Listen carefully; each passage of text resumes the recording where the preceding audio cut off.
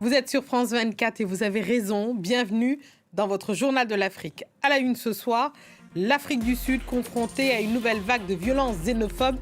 Depuis plusieurs mois, des migrants africains sont pris pour cible dans plusieurs villes du pays sur fond de chômage, de pauvreté et de tensions politiques. Pourquoi ce pays, longtemps symbole de la lutte contre l'apartheid, peine-t-il encore à vivre avec ses voisins africains? Nous recevons le géographe Philippe Gervais Lamboni. Vous l'entendez. La victoire de David contre Goliath en Ouganda. 4 agriculteurs ont déposé une action en justice à Londres contre le géant britannique EACOP, imposant un nouveau revers à un projet d'oléoduc géant dans le pays. Nous irons aussi au Tchad où les initiatives publiques et privées se multiplient pour faire face aux inondations qui menacent la capitale N'Djamena, comme chaque année lors de la saison des pluies.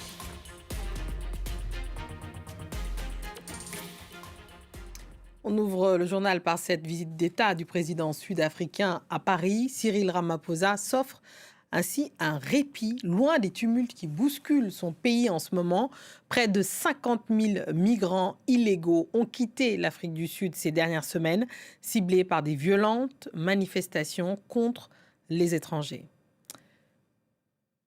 Et c'est le thème de notre focus de ce dimanche soir. Depuis le début de l'année, des attaques contre des migrants africains se multiplient en Afrique du Sud. Des commerces sont pillés, des familles contraintes de fuir, tandis que des mouvements anti-immigration gagnent en visibilité. Pour comprendre les racines de cette violence, nous recevons Philippe Gervais Lamboni. Il est géographe, professeur à l'université Paris-Nanterre et spécialiste de l'Afrique du Sud depuis plus de 30 ans. Bonsoir, merci à vous d'être dans le journal de l'Afrique. Vous observez l'Afrique du Sud depuis la fin de l'apartheid. Vous avez dirigé l'Institut français en Afrique du Sud à Johannesburg dans les années 90, 30 ans après la naissance de cette fameuse nation arc-en-ciel. Comment expliquez-vous que les migrants africains soient aujourd'hui pris pour cible? Bonsoir, merci. Peut-être il faut d'abord que je dise à quel point la situation peut attrister quelqu'un qui en effet a connu les grands espoirs de l'Afrique du Sud dans les années 90, qui était aussi un moment d'ouverture sur le monde et de grande ouverture sur l'Afrique. Absolument enthousiasmant et on est particulièrement attristé quand on voit la situation actuelle. Cela dit, la situation actuelle n'est pas un fait nouveau. Il y a déjà eu plusieurs vagues depuis le début des années 2000, depuis les années 2000, plusieurs vagues de violence et d'agression contre les étrangers, les migrants, spécifiquement les migrants africains. C'est-à-dire qu'on parle de xénophobie, mais en Afrique du Sud, à l'heure actuelle, on parle de plus en plus d'afrophobie, c'est-à-dire ceux qui sont ciblés, ce sont des originaires des pays voisins, d'abord ceux qui sont les migrants traditionnels en Afrique du Sud, Zimbabwe, Malawi, Lesotho, Mozambique, Zambie, et puis qui ont toujours, depuis très longtemps, travaillé en Afrique du Sud, y compris à l'époque de l'apartheid, et puis les migrants plus récents qui sont arrivés après la fin de l'apartheid, à partir des années 90, qui sont là des migrants d'Afrique de l'Ouest, du Nigeria, du Ghana, mais aussi d'Afrique de l'Ouest francophone, et puis de Somalie et d'Éthiopie, de la Corne de l'Afrique. Oui. Et il y a déjà eu, alors la principale vague de violence date de 2008, où là on avait eu l'intervention de l'armée, des dizaines et des dizaines de morts, ce qu'on n'a pour l'instant pas aujourd'hui. Et aujourd'hui, il y a une forme différente que je... Alors, justement, on va déjà essayer peut-être pour que les téléspectateurs comprennent, essayer de qualifier ce qui se passe là-bas. Est-ce que ce sont... alors, c'est sûr, ce sont des violences. Elles sont xénophobes, mais est-ce que la cause, elle est politique? Est-ce qu'elle est sociétale? Est-ce qu'elle est économique? Vous avez un arrière-plan en Afrique du Sud, qui est l'arrière-plan socio-économique, disons, où effectivement le taux de chômage et les chiffres ne veulent presque plus rien dire, mais on est au-dessus de 30%, et en particulier dans la population noire et dans certains espaces de l'Afrique du Sud, on est à 60% de chômage. Donc on a cette grande inquiétude sur l'avenir qui est liée à cette situation. Ça, c'est une chose, et qui désigne aussi des promesses non tenues du post-apartheid, qui devait quand même améliorer la situation des gens, qui l'a améliorée en apportant plus de services, mais qui n'a pas réussi à répondre à cette question de l'emploi. Mais néanmoins, ce qui se passe actuellement, donc concrètement, ce sont des manifestations, par moments des manifestations non violentes, qui se tiennent dans les centres-villes, où on a des leaders qui viennent dire nous ne sommes pas xénophobes, mais nous voulons que le gouvernement fasse quelque chose contre les immigrants illégaux qui sont accusés alors d'être responsables de la criminalité, de surcharger les services publics, on connaît tous ces discours, hein, et puis accusés aussi de prendre les emplois des Sud-Africains. Oui. Mais ça, c'est ce qui se passe dans les centres-villes et dans les grandes manifestations. Pendant ce temps-là, dans les townships, dans les quartiers noirs, vous avez des mouvements beaucoup plus brutaux et qui deviennent très violents, où là, on va brûler la marchandise d'un commerçant étranger, on va mettre dehors une famille qui habite dans une baraque de bidonville parce qu'on pense que c'est une famille qui est illégalement en Afrique du Sud. On va aller devant Oui. les écoles pour dire dans cette école, il y a des enfants étrangers, il faut arrêter, il faut plus qu'ils puissent bénéficier de l'école sud-africaine.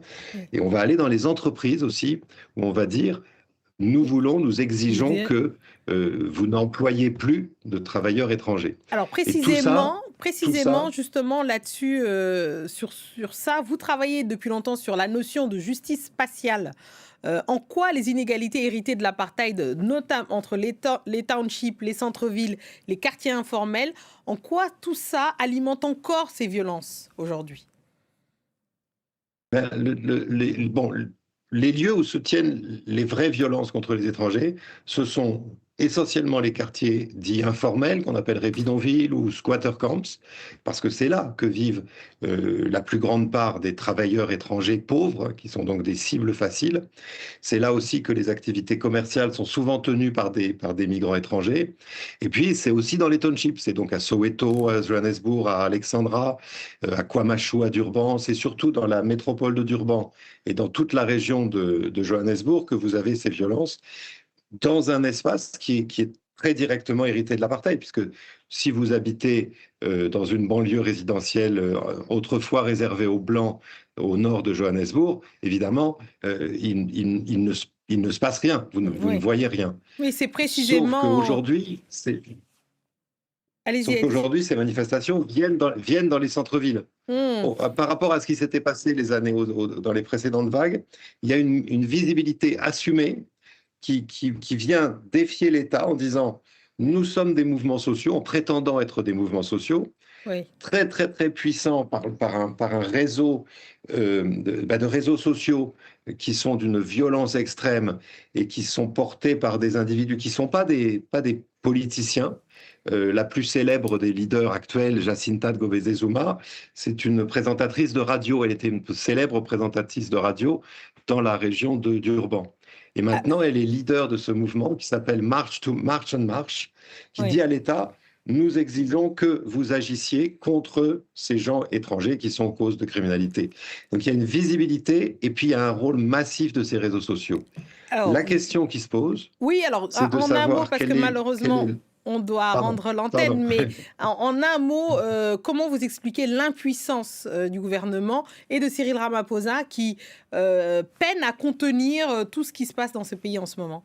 Comment vous l'expliquez, vous? Alors, il y a un jeu politique actuel en Afrique du Sud qui explique beaucoup de choses.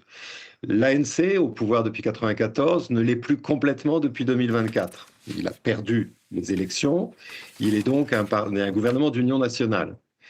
Les prochaines échéances électorales, c'est novembre prochain, élections municipales. L'ANC a absolument besoin de les remporter dans le plus de villes, de lieux possible. Donc son discours actuel et celui du président Ramaphosa est très ambigu parce que d'un côté, il dit il dénonce la violence, il défend les droits de l'homme, etc. Mais d'un autre côté, il dit, vous avez raison, nous avons un problème avec cette immigration illégale. Ouais, il y a un Et double donc, je discours. m'engage à faire quelque chose. Mhm, Donc, en quelque sorte, à la fois, il légitime, bon, il a mhm, même reçu deux des principaux influenceurs violents mhm. pour dire, voilà, je vous écoute, je suis attentif. Et Merci. donc, il mène une politique de plus en plus répressive envers les immigrants. D'accord. Merci beaucoup. On vous recevra à nouveau parce que ce sujet, évidemment, est passionnant et très intéressant. On reviendra dessus. Merci beaucoup, Philippe Gervais-Lambouli. Merci. Merci beaucoup. En Côte d'Ivoire, alors que le PDCI-RDA célèbre cette année ses 80 ans, le plus ancien parti politique du pays traverse une nouvelle crise interne. Réunis à Yamoussoukro, des militants ont lancé le réseau d'entraide militants du PDCI-RDA. Ils appellent à la démission de Tidiane Thiam de la présidence du parti, évoquant notamment son absence du pays. Ils demandent également l'organisation d'un nouveau congrès pour élire une nouvelle direction. Makamara et Damien Kofi. Depuis la disparition du président Bédié, nous sommes passés à des chiffres catastrophiques. Là où nous avions nos bastions, où nous gagnions des élections à 80%, nous sommes aujourd'hui à 51%. Et dans quelques années, j'ai bien peur, si nous continuons comme ça, que nous n'ayons même pas d'élus. Il est nécessaire que nous convoquions les mécanismes de nos textes qui nous permettent de régler les crises. Donc un bureau politique, un congrès sont nécessaires au moment où le parti est en pleine crise. Le parti ne fonctionne pas. Il faut que le parti fonctionne. Le président est là-bas. Le secrétaire exécutif est en France. Mais on n'a pas besoin de ça. On ne peut pas laisser ce parti s'effondrer comme ça. Je veux que ce ras-le-bol et qu'il y ait un changement. Et c'est un nouveau revers juridique pour le duc géant EAOCOP. 4 agriculteurs ougandais dont les terres sont directement concernées par le tracé de ce pipeline censé relier le pays à la Tanzanie ont déposé une action cette semaine en justice devant la Haute Cour de Londres contre cette société britannique qui porte le projet. Notre correspondante régionale Aurore Bayou s'est entretenue avec un des avocats qui représente les agriculteurs.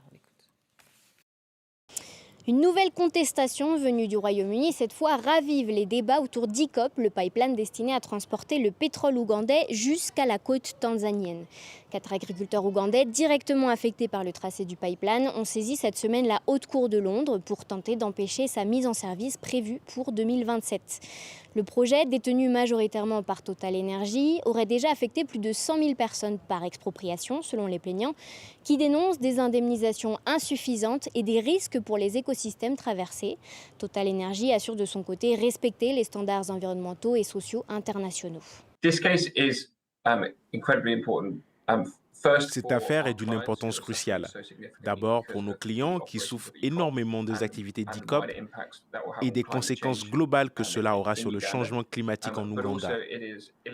Mais cela illustre aussi le type de recours intenté contre ces multinationales des pays du Nord qui tirent d'immenses profits et ressources naturelles d'un pays du Sud comme l'Ouganda sans le moindre égard pour l'impact sur les communautés locales.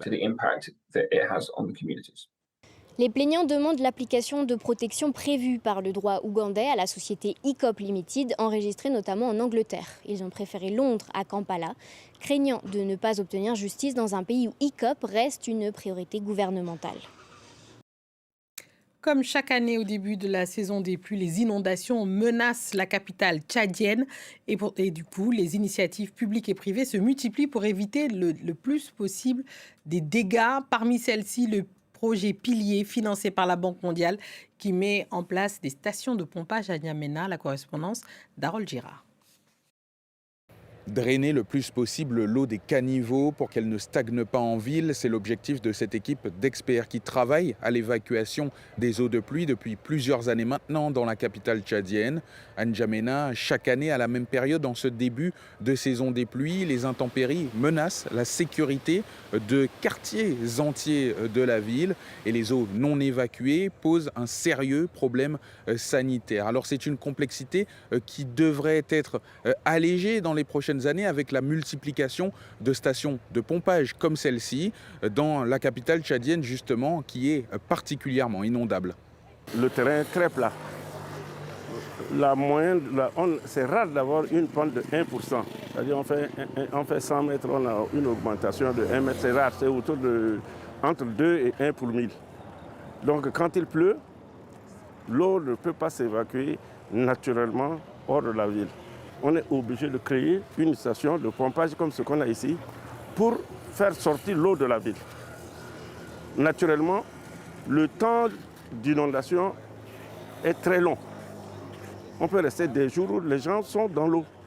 Selon Mangiar Nguetora et les autres experts du projet Pilier, il faudra encore plusieurs années et l'installation de nombreux autres systèmes du même type pour endiguer à N'Djamena, la capitale tchadienne, les inondations récurrentes qui ont lieu à chaque saison des pluies dans la ville. Une question qui devrait être centrale lors du Forum africain de l'eau qui prendra place ici même à N'Djamena à partir du 15 juillet prochain. Et c'est la fin de ce journal. Merci à tous ceux qui nous ont suivis partout dans le monde et ce soir en particulier du Cap à Johannesburg en passant par Durban. Restez avec nous car l'actualité continue sur France 24.